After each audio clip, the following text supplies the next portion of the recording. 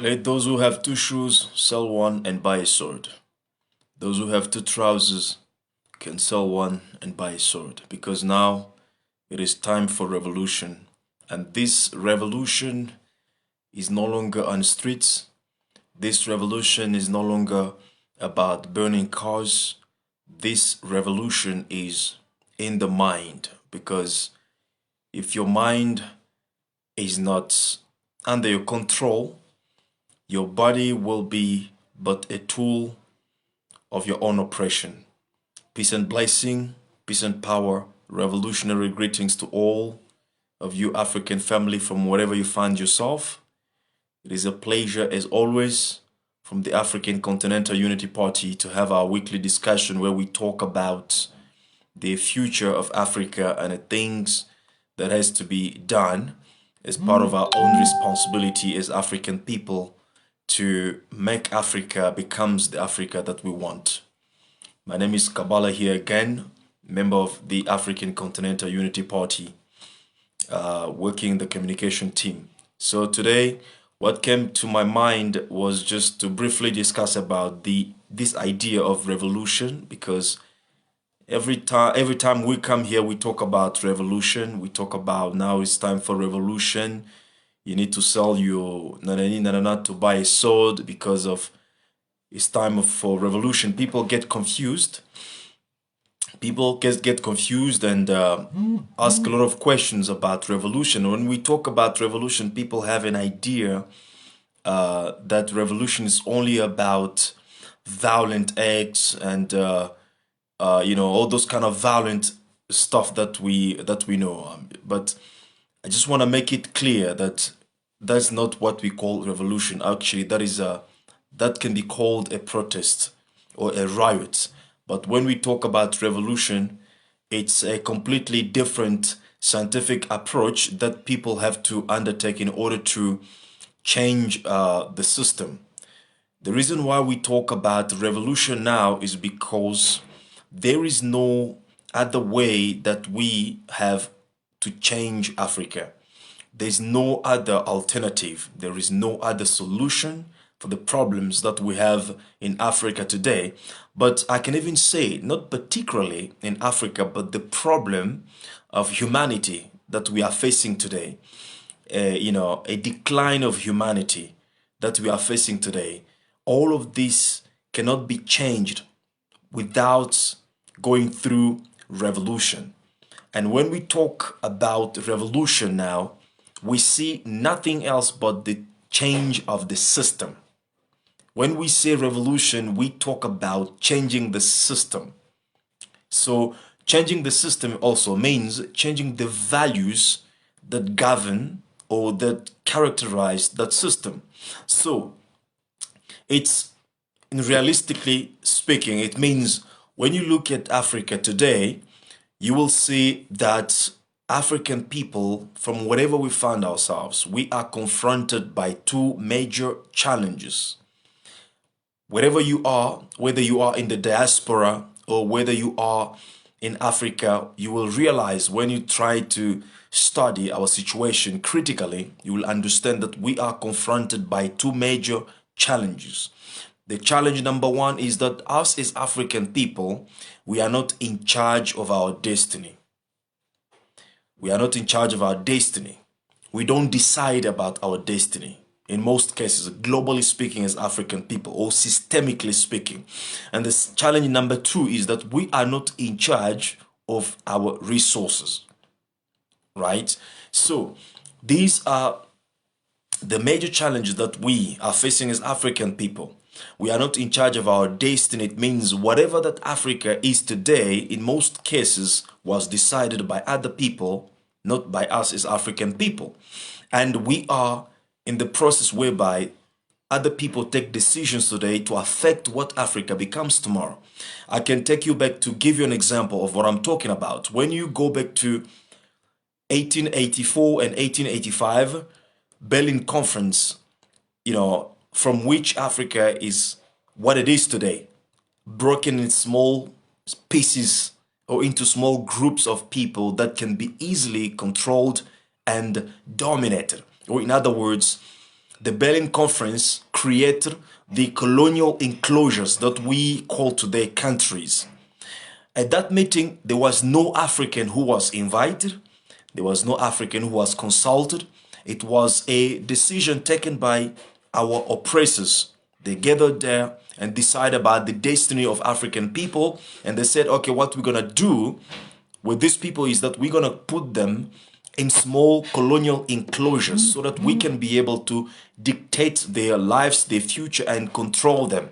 And after that, they designed an educational system in order to make us what we are today.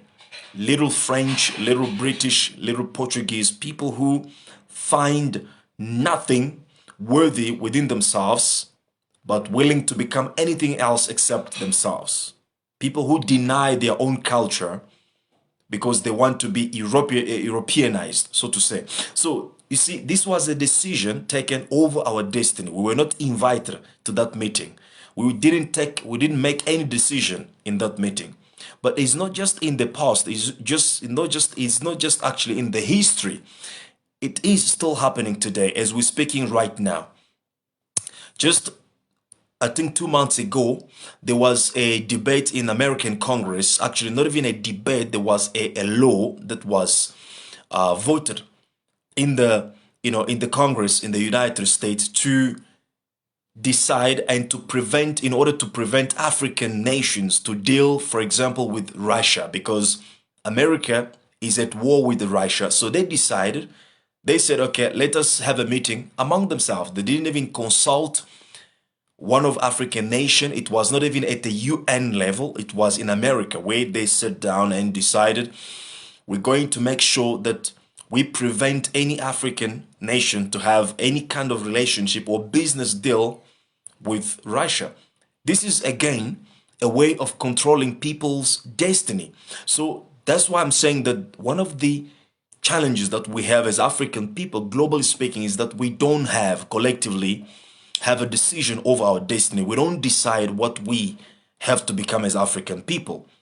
And that is due to many, many reasons, because other people have that responsibility, and also because we are disorganized and we are unable to decide over our destiny. And the second challenge that we are facing is that we don't control our resources. The resources of Africa is being controlled by multinationals that are owned by Westerners. You see, our raw materials, we don't decide what price we're going to sell them. It is the World Trade Organization that is controlled by Europeans who decide what is the price we're going to sell our natural resources. You see, so we don't control our resources. We don't control our destiny. Therefore, there is a need for every conscious African man and African woman to think about change. And the change that we want is not a kind of adjustment to the reality that we are facing now. It's not kind of improvement to the situation that we are facing now. The change that we need in order to change Africa is a revolutionary change. And when we talk about revolutionary change, we look at the foundation of the society and the system that is governing our life today. What are the values at the core of the system that is governing our lives today? And when we find that these values are all capitalistic values, are all Western invented values, they don't respect African culture, they don't respect African desire for prosperity, for progress, even though we have resources. The system or the values governing the system that is controlling our nations today are the values that always try to make Africa servants of other people, of European people. So we always have to be at the feet of European people, getting our resources out, at the price that we don't control, and then having the product made out of our resources coming back so that our kids can look at the African land as worthless and look at everything designed in the West as value, how can I put it, as things that have more value than the land or the dust of Africa, which is worthless in our perception, while all these things that we embrace from the West are taken from our land. Therefore, there's a need for revolution. And this revolution simply means changing the value systems that is controlling our nations. Changing the value system that is guiding our people, our nations, and our institutions. That's why we're coming here every time talking about revolution. We don't talk about going down the streets, burning cars. That is a riot. That is not a revolution. A revolution is a scientific, process. Is a scientific method. Revolution engages firstly the mind. We need to think, to analyze what is the system we're having today. How does this system benefiting to us? Even though the wealth is taken out of Africa every single day, what do we get in exchange of the wealth that is taken out of Africa every single day? And what system is this that is creating this condition whereby we run away from the resources that we have in Africa, from the land that we have in Africa, from the coltan, from the diamonds, from everything, so that we can die on the Mediterranean water trying to join our dreams overseas, which in reality turn to become nightmares. What kind of system creates so much sufferings? While Africa it has 60% of the arable land in the world, but we dying hungry in Africa, or we are malnourished in Africa. What kind of system is this? And when we analyze this system, there's no a way or other way to adjust, to change, or to correct it. There is but only one way: a revolutionary thinking, which has to change the core of the system by implementing the new way of thinking through a new value system. Now, how do we do this? The key here is education, because you don't change a value system by, by putting people in jails. No, that is not how you change, the society. You change the society through education. You see, when you read all the ancient philosophers, thinkers, great men, prophets, whoever you consult, whether you talk about Jesus, you talk about Buddha, you talk about Confucius, all these people, no matter how different they were, there's one thing that they have come to agree upon, all of them. And that is, as a man thinks, so is he. As you think in your mind, so becomes your reality. Because your actions are the manifestation of your thoughts. Your actions are the manifestation of your thoughts process. And if you want to change a man's reality or your own reality, you just need to begin by changing how you think. And how you think is also influenced by the value systems over which you have built your life. Maybe this is getting more philosophical, but it's a reality of human being. Now, let's take this to the next level. As a man thinks, so is he. Now, as people think, so is what? So is their society. As a man thinks, so is he. Then as a people think, so is their society.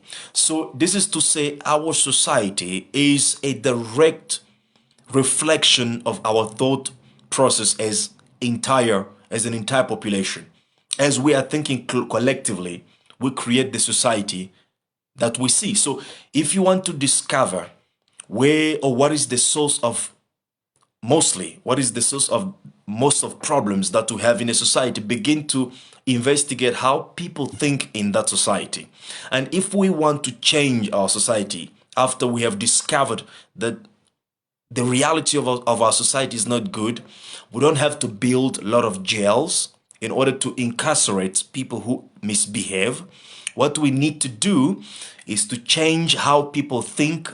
And by changing how people think, we're definitely going to get a different result in the society, or we're going to get a different society because the change has taken place in the people's mind.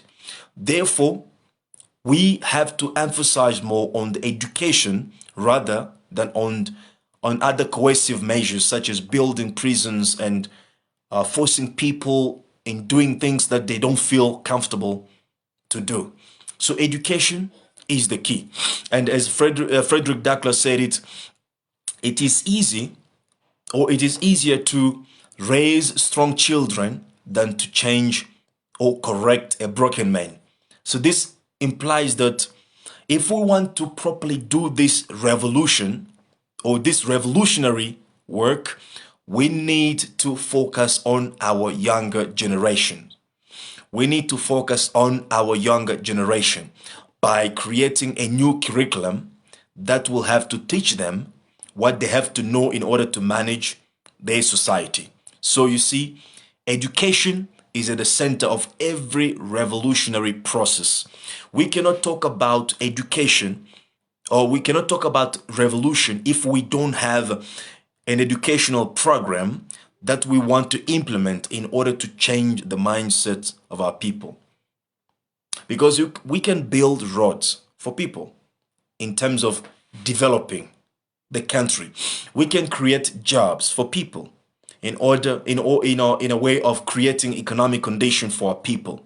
But until we have done something that changes people from inside out, which is coming with an educational system or program that is congruent to our reality as African people, because we are still operating with the software created by people who have never wanted us to be something else than their slaves and their servants. And as Dr. John Henry Clark told us, no strong person will teach you how to get rid of his dominion over you. Every strong person will always teach you something, but most importantly, he will teach you on how to remain submissive to his authority, to his power, and never be able to challenge his power over you. So if we are still thinking that the Western educational system can make us a better African people, a Western educational system can help us to be modernized, to become developed, we will create the very same cycle of underdevelopment that we have been facing for more than 60 years since the period that we talk, or that we call, the African independence period. You see, since the African independence period, we have implemented all kinds of strategies inspired by the West, because we went into their education. They told us, for Africa to develop, you need to adopt the economic development strategy. You need to adopt industrialization as your strategy. You need to adopt modernization as your strategy. And now they're telling us we need to adopt what they call neoliberalism strategy, which is to disempower our states and give more power to multinational corporations owned by the West. This is what they're telling us now. So this has been a kind of a framework, educational framework, that we have gone through since the 60s, the time of African independence, because we wanted to be developed like them. We wanted to become like them. But what we didn't realize, that every time you want to become like me, you will always be in second position after me, because I'm also trying to improve myself and you are trying to become like me. So you're never going to be me, because the moment that you think that you have reached me, I have already jumped to another level, because I'm also in the progress of improving. So you will always remain below me. So we cannot take America as our model of development. Therefore, any educational system inspired by American mind is not proper for African development. We need to enter inside of ourselves and think and discover the power and the potentiality that we have within us and without us. And then based on these potentials that we have, we must develop our own curriculum and our own educational system in order to revolutionize the system that is creating so much suffering to our people as we're speaking right now. So, if you want to know more, if you want to get this, this educational system that we have, join the ACUP and get an opportunity to join the Free-Minded Pan-African Academy to have our to go through our training where we have prepared a kind of training that is mostly congruent to our reality.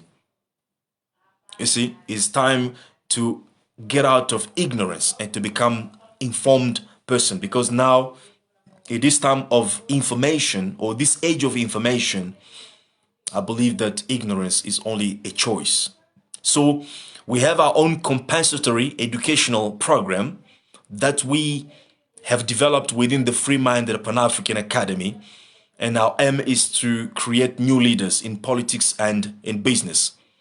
As I said, the current leadership that we have is a software programmed by the Westerners, and it cannot be useful to us in the real sense of changing the status quo of African people. So in order to change things, we need to go back to the designing board and then create a new program, which we think we have done, and then download the program or the software in the minds of our youngest one, because as I said earlier on, it's just much easier to raise strong children who are Pan-Africanist, the true Pan-Africanist, children who don't limit themselves according to the borders that the colonialist prescribed for their fathers, but children who grow up with a different value system, with a different thought patterns, with different thinking, different understanding of reality, and different perception of the world. It is easier to do that through a new educational system.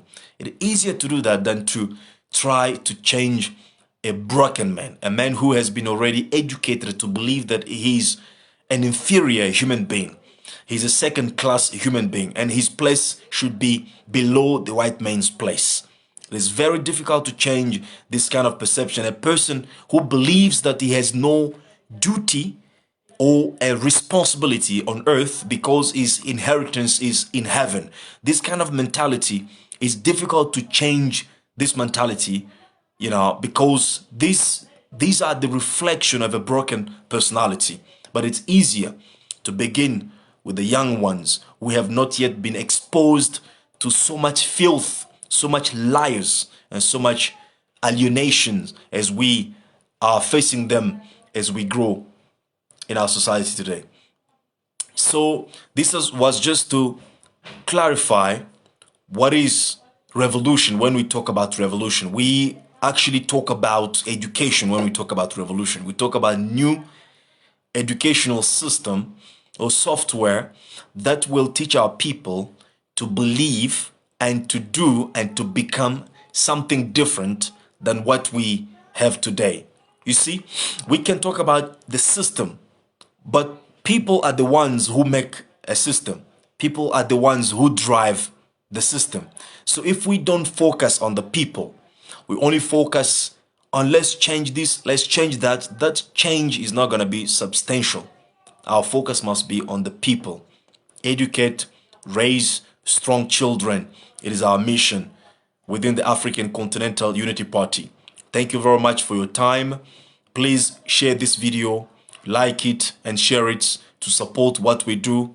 It is one of the ways you can also contribute to this noble agenda of African liberation and African emancipation. So if you want to be active member of the ACUP, please contact us and then we will facilitate the process. This job is not reserved only to myself or to anybody within the ACUP, because we don't have a leader within the ACUP except the vision that we have, which is our leader. So we plead with you, if you feel interested in the future of Africa, if you are interested in what Africa must become tomorrow, you must be involved today. It's your own, according to your own capacity, at your own level, of activities, wherever you find yourself, you can do something to advance the agenda of African liberation and emancipation, which happens through this revolutionary process that we have already started within the ACUP. So once again, if you have two shoes, please sell one and buy a sword. If you have two trousers, please sell one and buy a sword, because now it is time for revolution. And this revolution, again, is not on the streets, is not on Facebook, This revolution is in the mind, because until your mind is free, your body is not going to be free. Will be rather the tool that your oppressor will use to oppress you and your people. Isn't Steve Biko, Steve Biko said that the most potent weapon in the hands of the oppressor is nothing but the minds of the oppressed. You must free your mind with a new educational program so that your body can serve you. Thank you very much. Until then.